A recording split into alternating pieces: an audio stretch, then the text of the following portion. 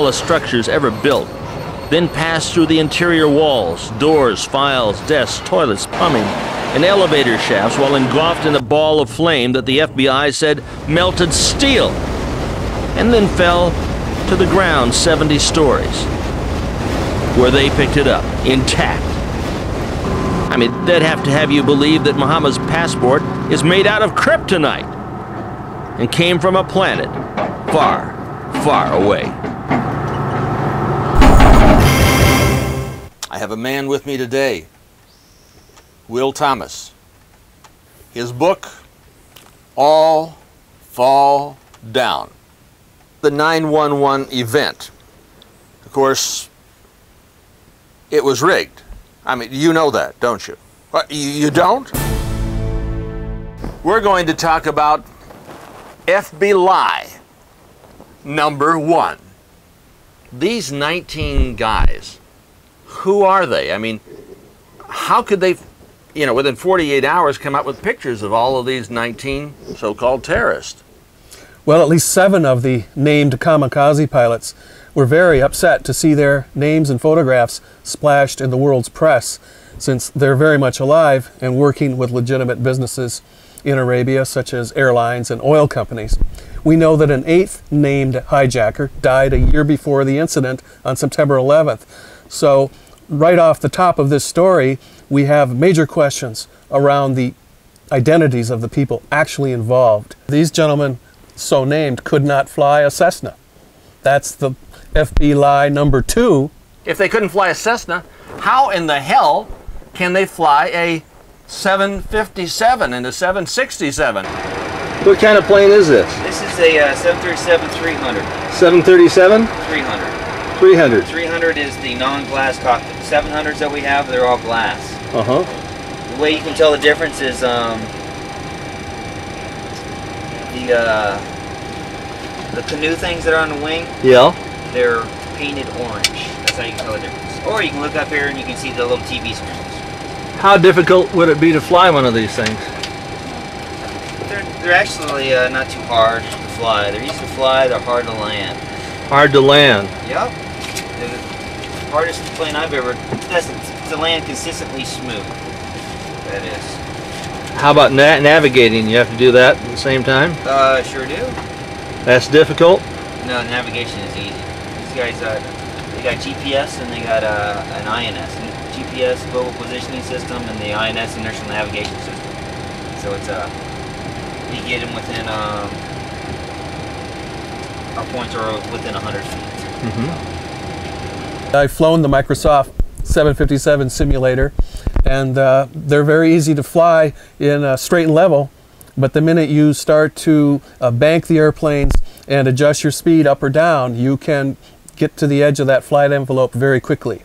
The named pilots on these attacks of September 11th, in fact, repeatedly flunked out of flight schools across the United States, to the point where one flight instructor was quoted in the papers as saying they couldn't even drive a car. Their lack of English language skills. You know, here's the guys, they can't even drive a damn car. I mean, they're used to driving a camel. And, you know, they're practicing, I see the over and over, the reruns of these guys training on a jungle gym. It's something that's taken off a playground in Los Angeles. They can't drive a car. We discovered a story from September 15th's Washington Post stating Muhammad Atta had been to International Officer School at Maxwell Air Force Base in Montgomery, Alabama, and that others of the terrorists had attended the Aerospace Medical School at Brooks Air Force Base in Texas and the Defense Language Institute in Monterey, California. 3 of the terrorists had even listed their address on their driver's license as the Naval Air Station in Pensacola, Florida, the story went on, where they participated in military exchange programs for foreign officers at the Pensacola Naval Air Station. Foreign nationals who became terrorist pilots were training at U.S. military facilities. They would most likely have had connections to Arab governments considered friendly to the United States. They say on the American airline list, they only had 56 people. And no Arabs. Not one single one. It seems incredible to me that young Arab males, some of them flying on one-way tickets paid for with cash, others with no luggage at all, would be allowed on these airplanes without even minimal scrutiny, since warnings had been passed to the White House and to the FAA months in advance of these attacks. Repeated warnings from BND, German intelligence, from French intelligence, from Putin, the president of Russia, telling his intelligence operatives to inform Washington repeatedly that 25 hijackers flying aircraft would attack symbols of American wealth and power. We had students in Brooklyn warning their schoolmates not to go downtown Manhattan on September 11th. Those warnings weren't passed. But when the mayor of San Francisco flew into New York City on September 11th, he was warned the night before by an agent of security for the airport to, quote, be very careful traveling on the 11th. Why wasn't the American public afforded the same warning? Well, wait a minute. Now, we're talking about Willie getting a warning. Willie Brown, he gets a warning. I mean, he lives, everybody else dies.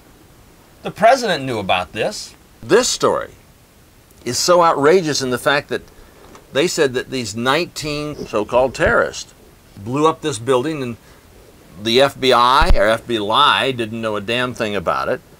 The CIA, the ISA, the NSA, the FAA, the U.S. military, naval intelligence, I mean, the Secret Service.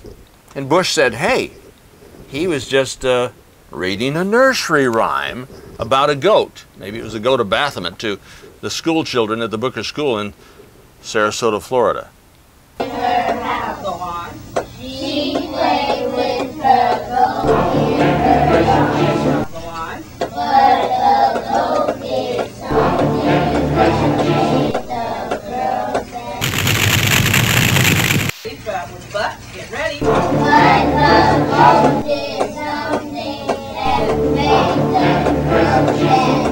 Go on. But the goat did something that made the girl say. Go on. But the goat did something that made the girl say. Go on. The president was sitting down reading to the school children, and when he was told by Andy Card, his assistant, that the second tower had been hit, you know what he continued reading without a change of expression. He continued reading to the school children. This is after he knew about the second hit on the South Tower. But what is amazing, he said, well, when asked, and he's been asked by two newsmen at different occasions, he says, well, when did you first know about this? He says, well, I was, you know, watching it on television. And I was sitting outside the classroom waiting to go in, and I saw an airplane hit the tower of a TV. You know, the TV was obviously on, and I used to fly myself, and I said, well, there's one terrible pilot. And it said it must have been a horrible accident. But I was whisked off there. I didn't have much time to think about it. I was sitting in the classroom, and Andy Card, my chief of staff, was sitting over here, walked in and said, a second plane has hit the tower. America's under attack. Bush said he was watching it on television. Well, I was thinking about that. And when the North Tower was hit, it wasn't on television. I mean, at least it wasn't on ABC. And it wasn't on NBC. And it wasn't on CBS, and it wasn't on CNN. It had to be in closed circuit. CIA. Well, the documentary footage showing the first aircraft hitting the North Tower was not on any United States television network for at least an hour after the president-select said he saw it at that school.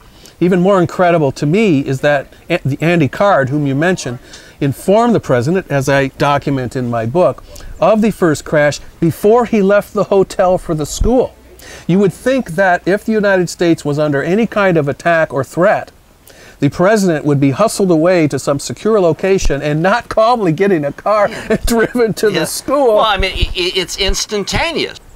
But it wasn't on ABC, it wasn't on NBC, it wasn't on CBS, it wasn't on CNN. It was on CIA. I've got to believe the president in this one. He says, not only once, he says twice. Yes, he does. Twice, that he was watching it on television.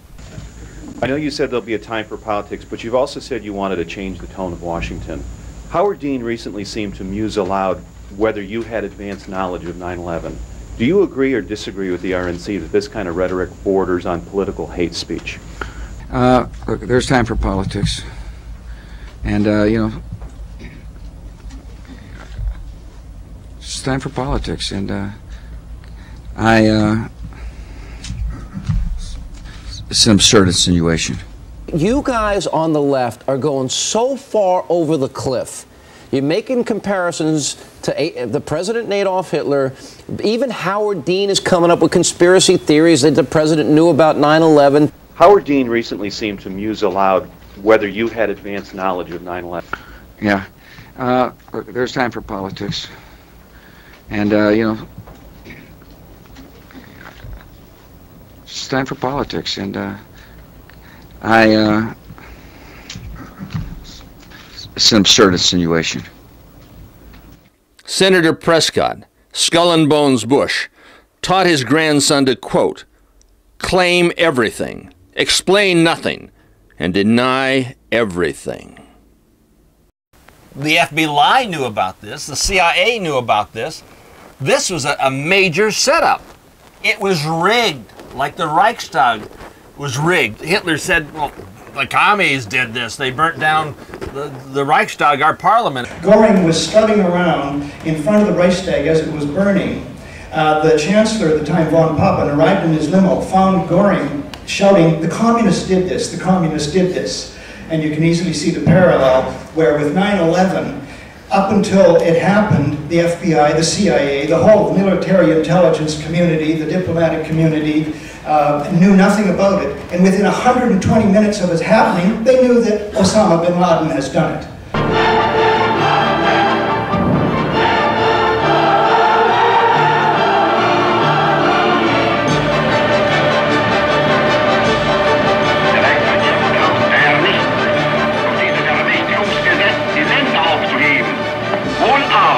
Diejenigen Maßnahmen treffen, die von nun ab und für immer eine Gleichmäßigkeit der politischen Intentionen in Reich und in den Ländern gewährleisten. Es ist Sache des Reichstags, nunmehr seinerseits eine klare Stellung einzunehmen. Am Schicksal des Kommunismus und der sich mit ihm verbrüdenden anderen Organisationen ändert dies nichts. Our enemy is a radical network of terrorists and every government that supports them. You've got to transfer power from the people to me. The president, the Fuhrer, and the police. Mr. Bush said himself this was another Pearl Harbor, but not in the way George meant.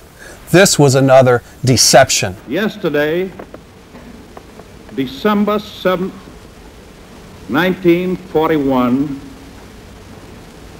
a date which will live in infamy. The United States of America was suddenly and deliberately attacked by naval and air forces of the Empire of Japan.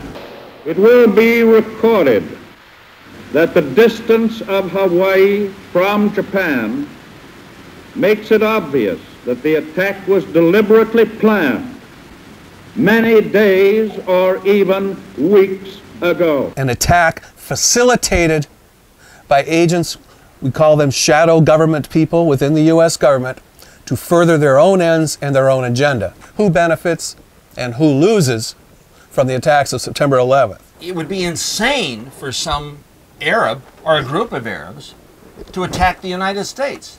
That would result in the most devastating destruction of the Muslim world you could ever conceive of. Now, Arabs are not stupid people. If we're to believe that, how are we to believe that these guys, 19 of them, got up and took out 4 planes? It's a total contradiction. But these guys are supposed to have taken over these planes with box cutters and a little plastic knife that you'd spread some cream cheese on a bagel that you'd get at Trader Joe.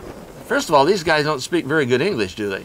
No, and most of these pilots we're referring to are military veterans. And then we're taking a look at an instrument panel.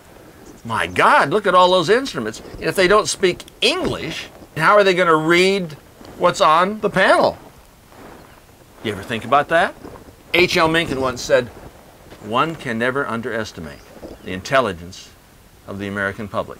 Here in Northern Ireland, the people speak out, they stand out, and they touch the hearts of all of the people of the world. So we'll explain it to you. The 9/11 atrocity had a very specific design, a very specific agenda, almost planned with geometric precision. It was an atrocity, it was an exercise in chaos, but it was to bring about a very preconceived plan, which is to bring in a police state, to deprive people of their sovereign rights, but specifically to enter in the Patriot Act, which is anti-constitutional and which the people of America need to resist. Inside the United States, where the war began, we must continue to give our Homeland Security and law enforcement personnel every tool they need to defend us. And one of those essential tools is the Patriot Act, which allows federal law enforcement to better share information, to track terrorists, to disrupt their cells, and to seize their assets. For years, we have used similar provisions to catch embezzlers and drug traffickers. If these methods are good for hunting criminals, they are even more important for hunting terrorists.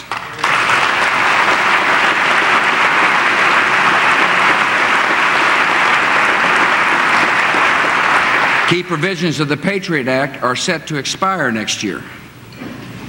The terrorist threat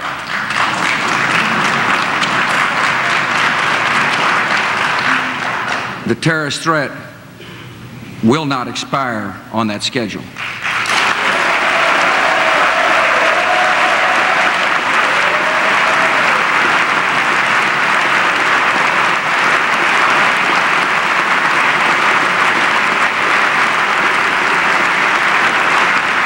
Our law enforcement needs this vital legislation to protect our citizens.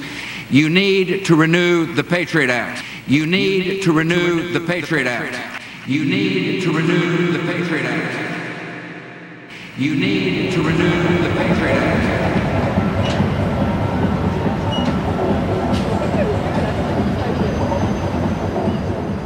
Now we have a situation where the Patriot Act 1 has been passed, and it has of course eviscerated the Constitution, many of the important parts of the Constitution. And it has forced people into fear and into groupthink and into a disgusting war that didn't need to take place. But now the same people have put before us the Patriot Act 2, and that one is gaining more resistance. Senior police chiefs, the governors, the senators, congressmen, they're not liking what they're seeing. Some people think that the federal government have gone out of its mind.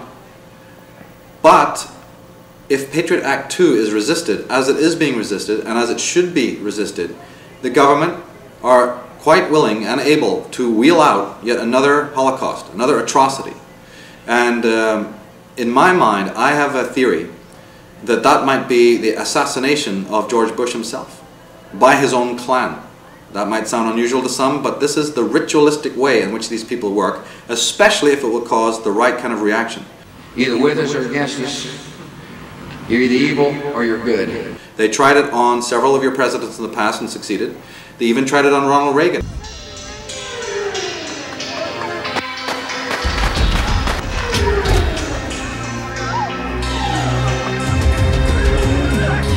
What would be different with George Bush if it could create the right scenario, the right knee-jerk reaction? This is my particular prophecy, that it is one of the potential options that they have before them, is to take out the president in a situation that will cause mass hysteria, bring in FEMA, bring in the military law, bring in martial law. And Dick Cheney. Which is part of the plan. This guy understands essentially what he's doing. He's evil, he's pure evil, he knows he's evil. He's having a good time being evil. The others are more obsessive.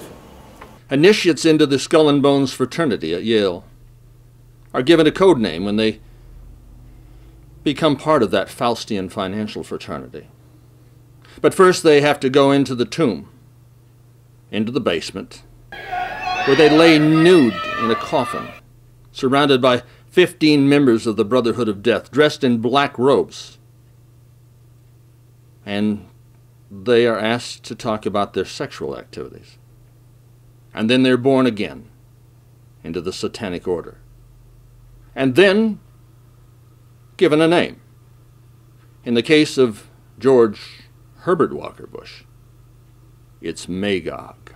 Magog is described as the satanic powers that wage war against God and the righteous at the end of the world. What is at stake is more than one small country. It is a big idea, a new world order. It is a big idea, a new world order, where diverse nations are drawn together in common cause to achieve the universal aspirations of mankind: peace and security, freedom, and the rule of law. What is the mentality of an individual who would allow the World Trade Center and all of the people in it to be sacrificed? Well, we know what it is. It's a different religious view of mankind. These people do not believe that the God of the Bible, the God that created us, and they don't believe that that God should rule this universe. And that's what this new world order is all about. It's a 1,000-year period where Lucifer, Satan, the devil, will rule the world for 1,000 years. That's what they believe. Well, are these people not Luciferian? These people physically, knowingly, willingly worship Lucifer, Satan, the devil. I proved that in my second book, and I proved it in my third book. These people, George Bush included, and I say that knowing what I'm saying, worships Lucifer, Satan, the devil. There's no question about that. He would not be president unless he worshiped Lucifer. He's got to personally, knowingly, willingly acknowledge Lucifer as God, or he wouldn't be president. So murder is acceptable under a Luciferian? These people are taught that there is no such thing as murder. In fact, I read in a book written by the Masons where they say oftentimes one man, if not many men, may be sacrificed for the good of the many. And they said sacrificed in the ordinary sense of the word. That is called murder. When you sacrifice someone in the ordinary sense of the word, you push the virgin into the volcano. Push the virgin into the volcano. Push the virgin into the volcano. Push the virgin into the volcano. If you're a Christian, thinking that by following the footsteps of George Bush, that you're on the highway to heaven, you won't be going to purgatory. You're going straight to hell. We're going through some things right now in this world that I'm very concerned about, and I'd like to share those with you. I'm very concerned about the spirituality of this country. I'm very concerned with holding on to spirituality in this country. If you get these guys out of the government, Cheney, Rumsfeld, and the notorious Wolfowitz and so forth, this guy, you get them out. Now what do? You have a president who's an idiot. What do you want to do? Want to get rid of Bush to get Cheney? What are you, crazy? you want to impeach Red Riding Hood to get the wolf?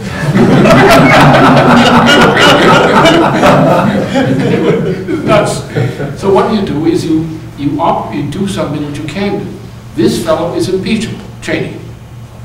He's committed impeachable offenses.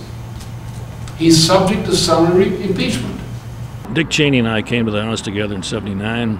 It's troubled me that Cheney is a member of the CFR, but I think I've got confidence in the judgment of Dick Cheney that he will do what's right for America, not for what's right for Dick Cheney's career. Well, maybe he's doing what is right for the New World Order. I mean, that's... anybody who's a member of the CFR is suspect. Well, on my list on that. Not only is he suspect, but the war drums are beating. Fox News is calling for war. The president is calling for war. Cheney is calling for war. Isn't this what Adolf Hitler did after power was invested in him? Yes, he did. By the Reichstag? He did. He did. He did. He did. He did. He did. He did. He did. He did. He did. He did.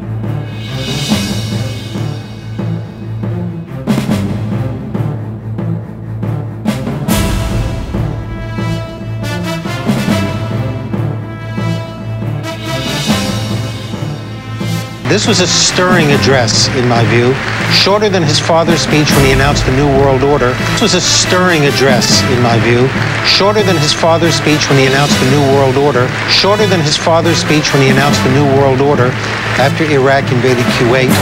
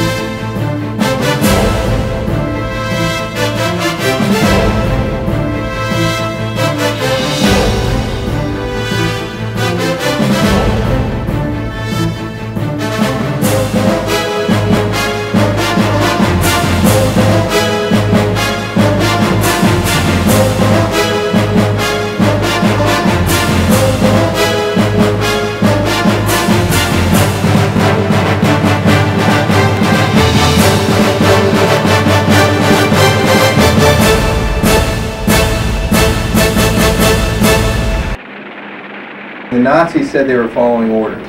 That was the excuse of the people that were below other people that were below Hitler. But nobody is lifting the arms of this person and squeezing the trigger. If you follow orders and you are taking away from yourself the biggest responsibility you have as a person on this planet, and that is to make your own choices. If you agree that following orders is the only course of action that is morally responsible, then go ahead and you'll face the consequences.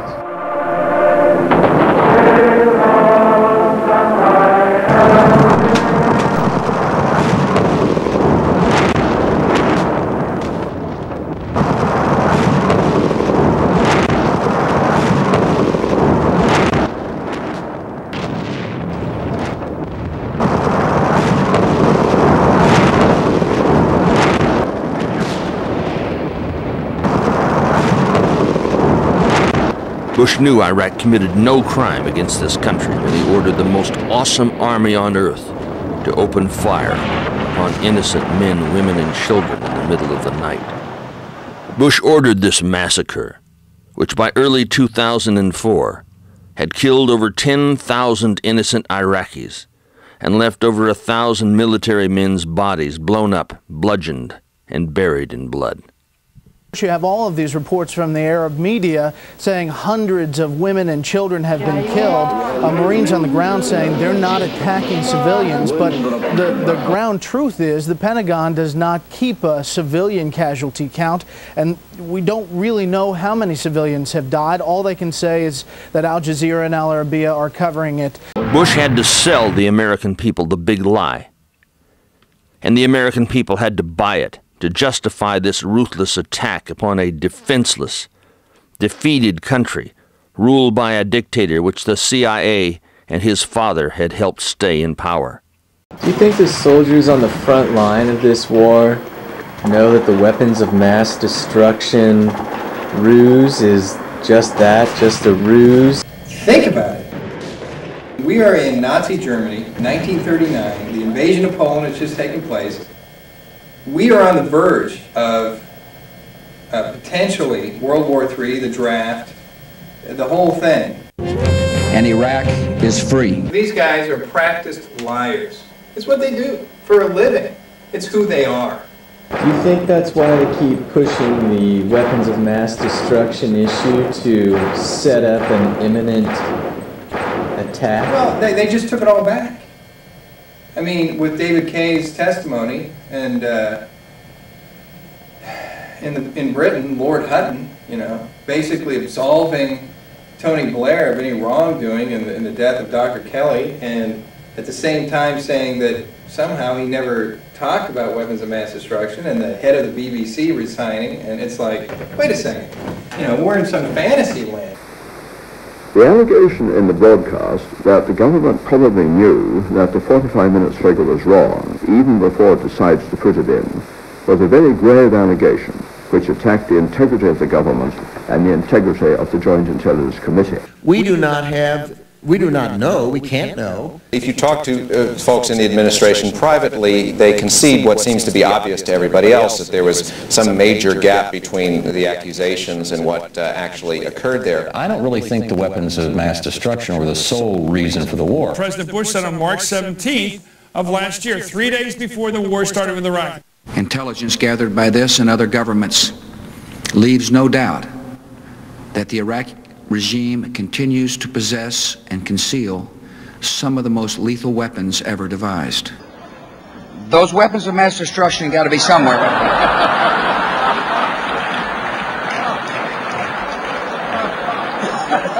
Nope, no weapons over there.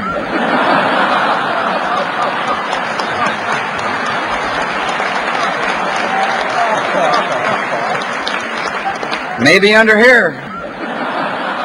The Iraqi regime continues to possess and conceal some of the most lethal weapons ever devised.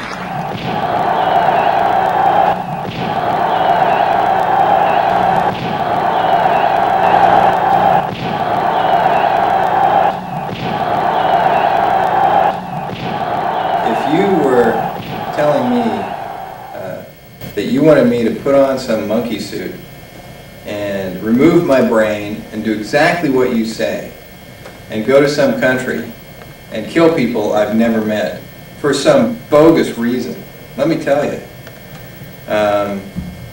I'd be a Marine, or maybe I'd be in the Army or the Navy or the Air Force. Doesn't really matter. Kissinger met with the families of 9/11 victims and assured them he was on the job. Kissinger had been lauded as the ideal choice when President Bush named him. The American people appreciate this sacrifice. And our government owes you more than gratitude. In the book The Final Days by Bob Woodward and Carl Bernstein, there's a quote from Henry Kissinger. Kissinger, the key advisor to both George Opium Poppy Bush and his son, the President of the United States, refers to the military. Military men are dumb, stupid animals to be used as pawns for foreign policy. These billionaire banksters use the U.S. military like toilet paper to wipe up their excrements before they're flushed away into a satanic system and forever forgotten. Is this conspiracy being conducted by the evilarchy that operates through the Council on Foreign Relations, the Trilateral Commission, the Club of Rome, and the Royal Institute of International Affairs, which operates from the city, within the city in London? Well, once you really delve into the details and the people and the organizations behind these events, yes, you see the same telltale folks.